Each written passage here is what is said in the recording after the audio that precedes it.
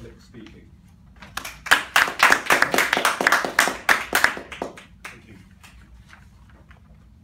Thank you very much, Johnny, and I absolutely love that point you made about having illegible feedback, because I'm probably one of the worst for writing. You think I was a doctor, but no, yeah, my feedback doesn't always clear, so I'm happy to talk you through that afterwards, what I wrote down. But yeah, so Keynote, first advanced speech. I thought to myself, let's have a read at it. I've read it, seen what it's about, and it's about relating to the audience, generating an enthusiasm for the purpose of the speech. So I was trying to think about the type of audience we normally have here at LBS Toastmasters Club, and what brings us all together, what do we have in common. So I've decided to talk about public speaking, because that's what has brought us all here together in the first place. We're all here because of our inclination for public speaking. And more specifically, I'm going to be looking at, as was hinted at earlier on, something that I termed the 3 Ps of public speaking. In my first year here at LBS Toastmasters Club, these 3 things kept coming up over and over and over again, which were preparation, pace, and pauses. And I now feel that these 3 things are key elements to being an effective public speaker. I want to particularly focus, though, on the preparation today. And this is because preparation is vital. If public speaking was life itself, pauses would be food, pace would be water, and preparation would be oxygen. Water and food is no good to you if you can't breathe. That's how important preparation is. That said, preparation is probably the one thing that I have a lot of trouble with. Those of you that have seen me speak before will probably say, actually, Samuel, you've got trouble with pace and pauses as well. But that's true. But preparation in particular, I struggle with. And preparation is very important. Alexander Graham Bell said, above all things, preparation is a key to success. Benjamin Franklin said, failing to prepare is preparing to fail. And we all, in our own life, we know this, right, how key preparation is. I know that none of us here would ever dream of walking into an exam without revising, or running a marathon without training. We just wouldn't do it. Yet, time after time, I suffer with preparation. The reason for this is, I suffer, as well as suffering with preparation, I suffer from an affliction, really terrible thing, terrible thing, a menace to progression. And this is something that some of you here might suffer from as well, and this is what stops me from being as prepared as I could be. He says as he can't switch on the computer.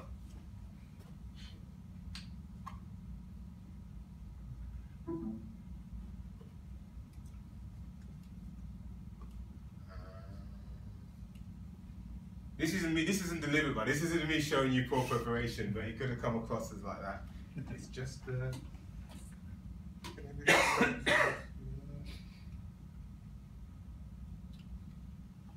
there you go. I suffer from procrastination. And there's a definition of procrastination up there. Is there any other sufferers of procrastination in the room?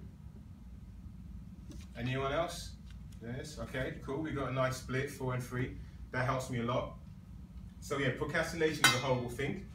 But often procrastination is met with, a kind of tongue-in-cheek, it's not that bad, let's be funny about it type thing. You see memes like this, procrastinations unite tomorrow. Me, a procrastinator, I'll prove you wrong someday, just you wait and see. Procrastination, I'll find a picture for it later. So, but it is generally an issue that is met with humour, and people don't really take it that seriously. And most procrastinators in the room would probably have 1 or 2 stories they laugh about now, that at the time probably wasn't so pleasant. So my story would be, at university, one that comes to mind of how great a procrastinator I am, is that at university in the final year, you get given two options on how to do your dissertation. Dissertation is a 10,000 word assignment that you do at the end of your year to make sure you graduate with honours. And you have two options. Option one is you can have 12 months to do your dissertation with 1 day off a week to do that. Option two is you can have 6 months to do your dissertation with 2 days off a week to do that.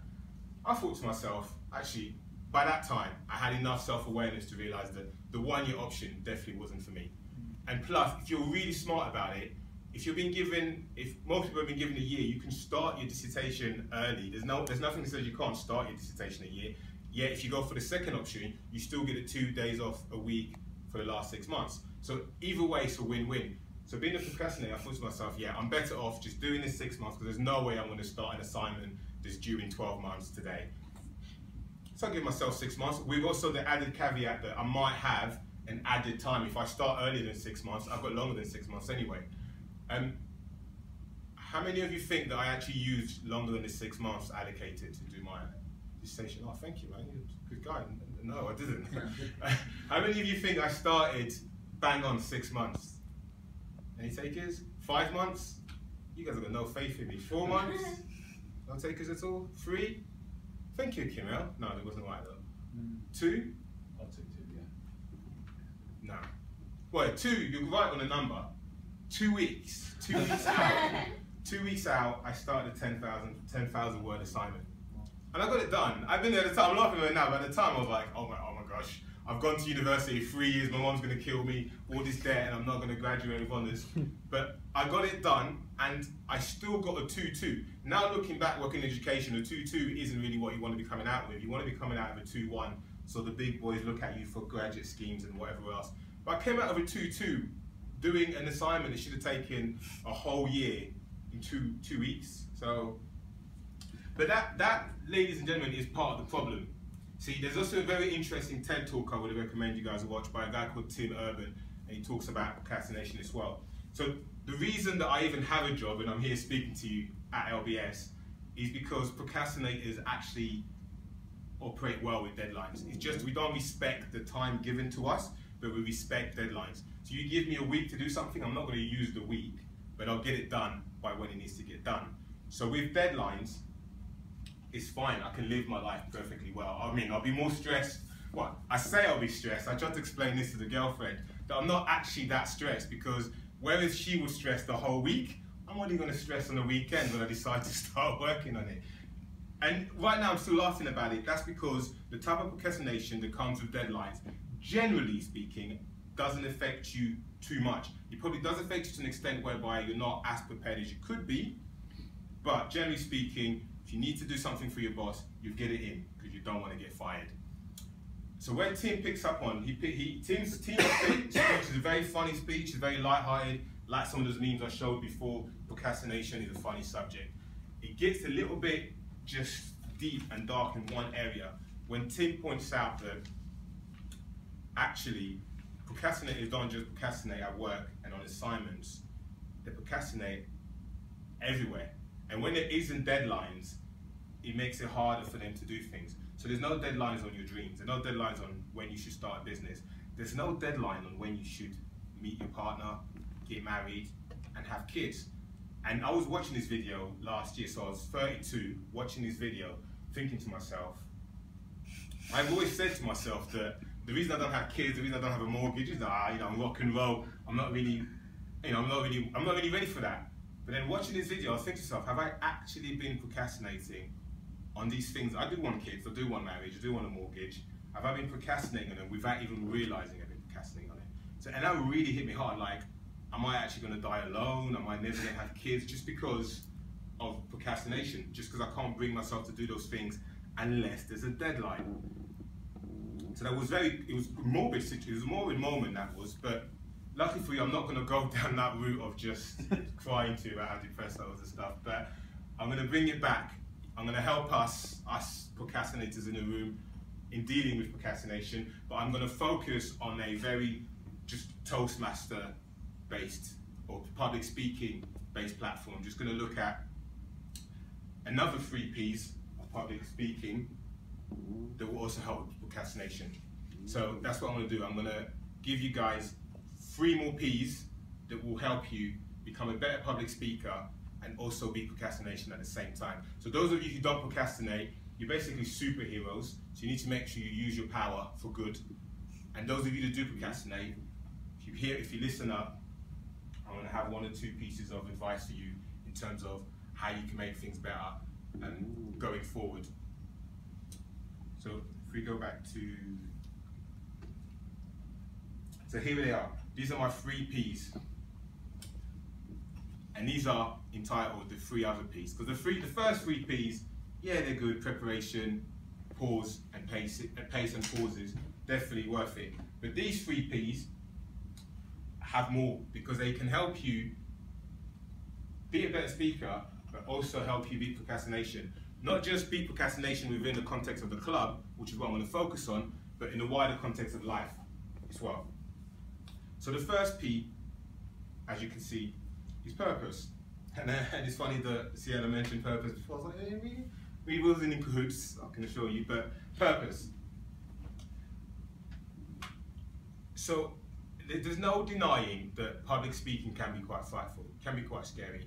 And I think that's a lot of reason why people join Toastmasters. They say, I've got a fear of public speaking, I want to get over that fear of public speaking. And it's, it's a reasonable fear. If you can go out there and you've got a big job and you make a mistake or whatever else it costs you. But when people talk to me now that I've been at Toastmasters for a year and I'm co-president and stuff, so colleagues will talk to me and say, oh, Sammy, what do you make of this? Can you give me some advice on this? And my piece of advice when it comes to dealing with nerves and dealing with fear of public speaking, I always use the burning building analogy. I always say, if there's a burning building, none of us will run into it, rightly so, because it's dangerous, you could die.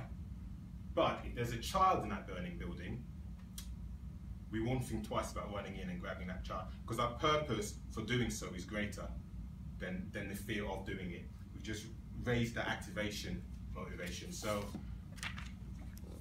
that's how I like to think about it.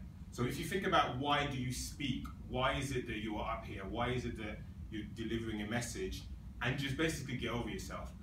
What is it, what message have you got for the world? Is there a level of expertise that you hold that can make a big difference to someone's life? Is there something that you could get up and say, regardless of how scared you are, you can get up and say to change people's life? I mean, how I used to do it at college I worked at was that it'd be kids, and teenagers are the worst. Everyone, on their phones, chatting, not listening. One of them will shout something, whisper under their voice, everyone else will laugh. But I know that the information I've got to give to them is very important. It's health and safety. It's boring, but it's important. So I know that my part of the bargain, to be okay with my God, is that I tell you not to do this, otherwise you're in trouble. And if I don't get that message out to them, that's a disfavor to them. So it's about raising your purpose. Eric Thomas, who's a motivational speaker, the hip hop preacher they call him, he says this thing whereby people who say that they're procrastinators or they're lazy, he says, if I told you to turn up at 4 AM tomorrow morning and I'll give you $5 million, you turn up. So it's about just finding the reason why you do things. So if you're procrastinating because you're afraid of speaking, find a better reason for speaking. So if it's a work-related thing, think to yourself, if I do more speaking, do I become more visible to the management? Does that then influence whether I get promoted or not? If it's a community thing, a political thing, can you speak to inspire a community, inspire a city, and even a nation?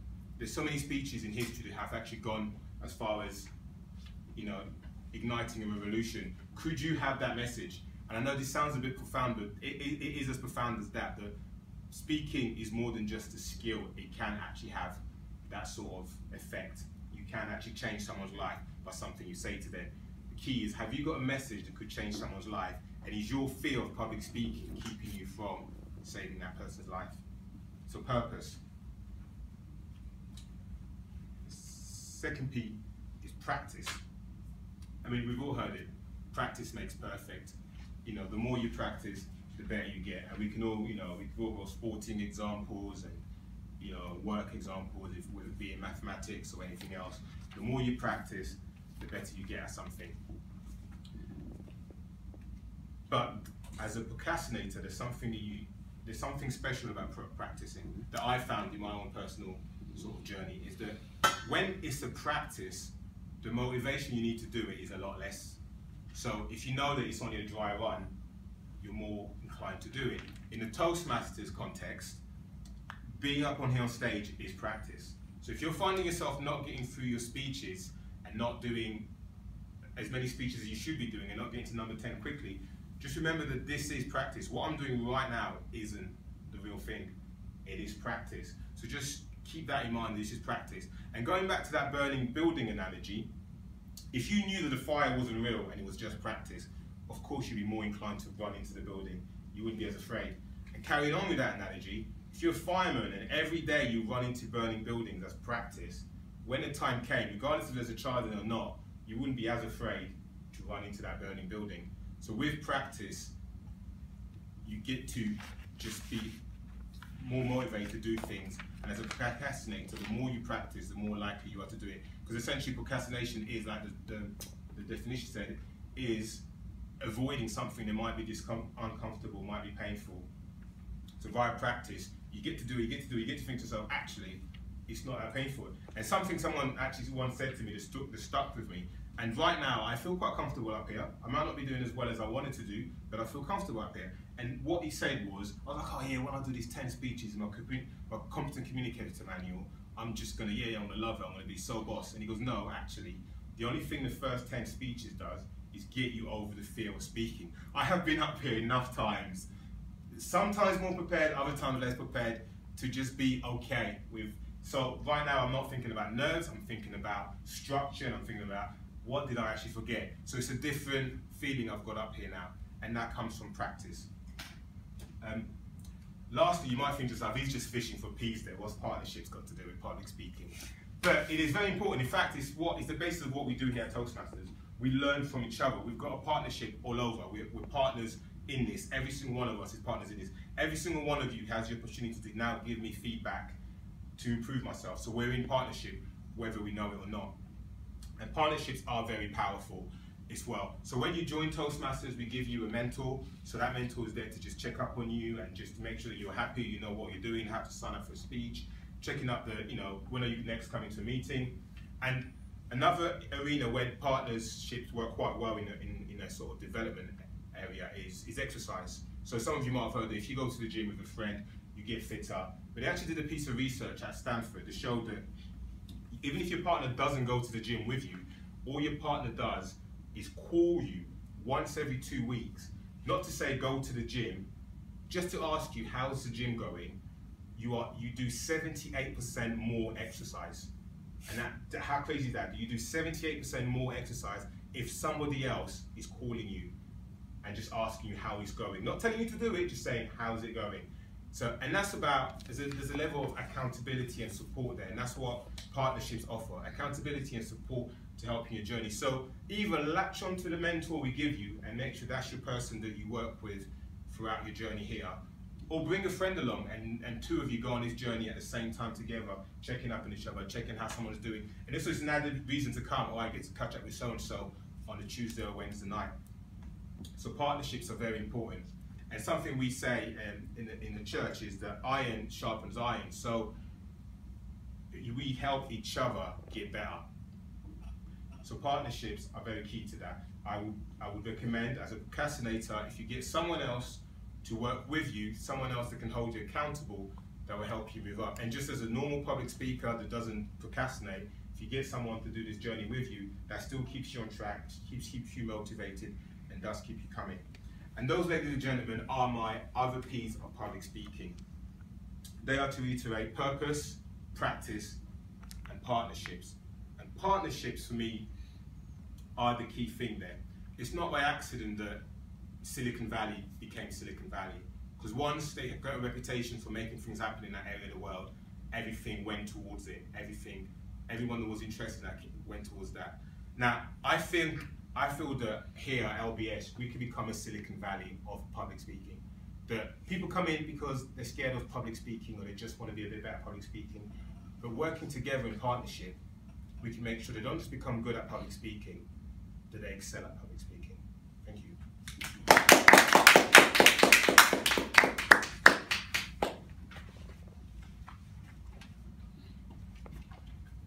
Thank you, Sammy.